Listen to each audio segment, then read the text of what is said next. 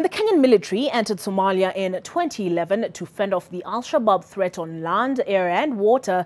A Kenyan military officer launched his offensive online to combat the challenge of misinformation propagated by militants. Colonel Emmanuel Chirchir used his Twitter account for a steady stream of victorious tales from the battlefront while debunking alternative facts from the group.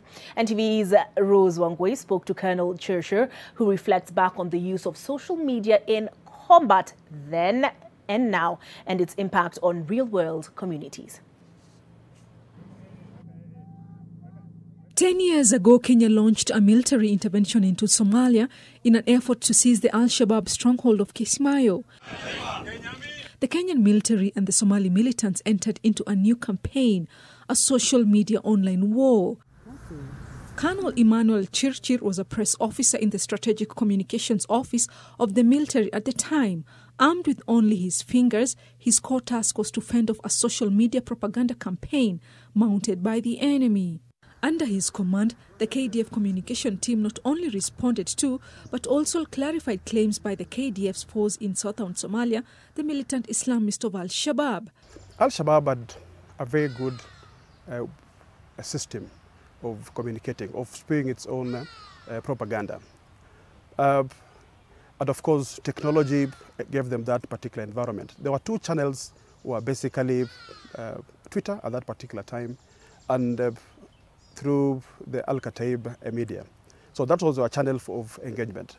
But for us, we remained steadfast as KDF to tell our story. We had a duty to inform the public, we had a duty to inform leadership, we had a duty to inform soldiers out there in the field, we had a responsibility to also tell the international audience that we are in Somalia to defeat Al-Shabaab and to restore normalcy in that country.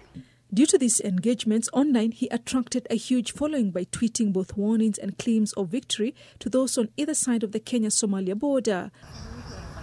His efforts were so effective that the Al-Shabaab militant group also opened a Twitter account to challenge KDF's online communications. Since then, a stream of tweets followed providing updates on Al-Shabaab successes and issuing new threats to Kenya. Al-Shabaab will create a fictitious attack, kill a particular number of soldiers, and then tweet that. Then KDF will come in to respond to that particular incident. Of course, out of this, you create a lot of panic. To deal with that, you require very good partnership with media, credible houses, and of course, being able to reach out to the commanders on the ground very quickly and get the right picture. Social media has emerged as a powerful tool for communication, connection, community, and unfortunately, conflict. The challenge today is to be able to remain ahead of the opponents, ahead of that adversary.